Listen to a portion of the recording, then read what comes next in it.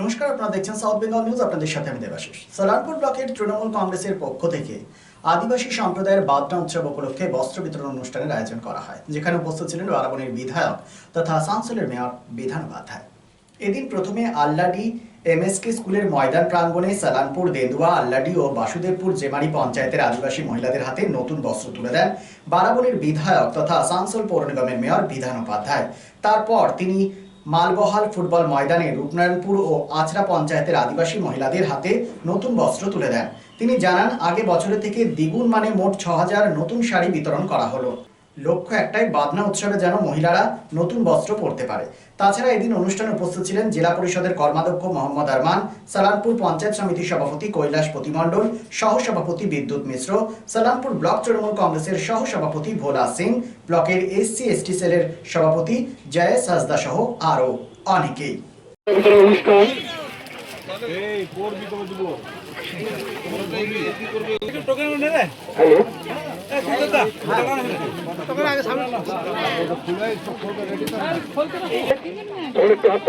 আজকে শুভ দিনে আমাদের মধ্যে হয়েছে, আমাদের প্রিয় অনুষ্ঠান চলছে রামপুর ব্লক এবং আমাদের বারাবণী বিধানসভার প্রত্যেকটি ক্ষেত্রে আমাদের দাদা এলাকায় গিয়ে গিয়ে বস্ত্র বিতরণ করছে। সকলে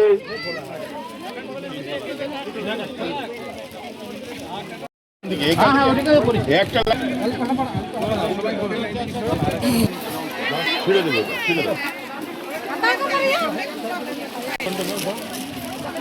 দোকানটা নাম, ছিঁড়ে দাও, একদম ছিঁড়ে দাও,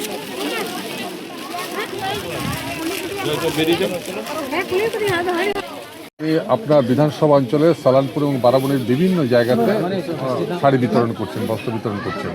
অ্যাকচুয়ালি যে প্রশ্নটা আপনার কাছে রাখতে চাইছি, রাজনীতিবিদ থেকে জননেতা হওয়ার যে উত্তরণ, সেই উত্তরণে যখন আপনি মানুষের জন্য কাজ করেন, তখন আপনি দলমত নির্বিশেষে সাধারণ মানুষের সাথে কাজ করেন, রং দেখেন না পরিষেবা প্রদানের ক্ষেত্রে।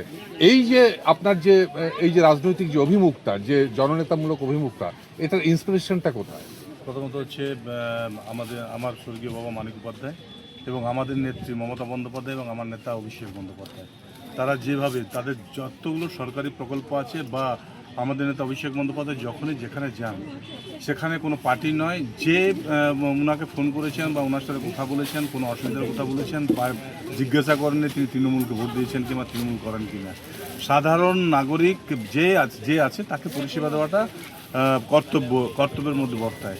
তো যেভাবে আমাদের নেত্রী মমতা বন্দ্যোপাধ্যায় এবং নেতা অভিষেক বন্দ্যোপাধ্যায় কাজ করছেন, তাদের পথেই চলেছে, তাদের সৈনিক হিসাবে কাজ করছে।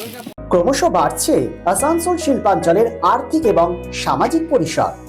কর্পোরেট আধিকারিক এবং ব্যবসায়ীদের অন্যতম গন্তব্যস্থল শহর আসানসোল। হোটেল ইন্ডাস্ট্রির গুণগত মান বজায় রেখে আসানসোলের অন্যতম আধুনিক রুচিসম্মত থাকার জায়গা hotel Sarita dream and dormitory. এখানে পাবেন এসি, নন এসি, সিঙ্গেল এবং ডাবল বেডরুম এবং আরও অন্যান্য সুবিধা।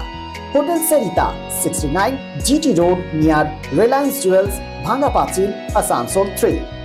Phone number 8603249260 and 7908616425। শহর আসানসোলের মহিশিলা কলোনি কার্যত একটি আধুনিক উপনগরী।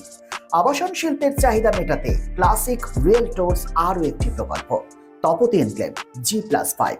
তপতি এনক্লেভে আপনি পাবেন 3 BHK ও 2 BHK এর আধুনিক রুচিসম্মত মনের মতো ফ্ল্যাট।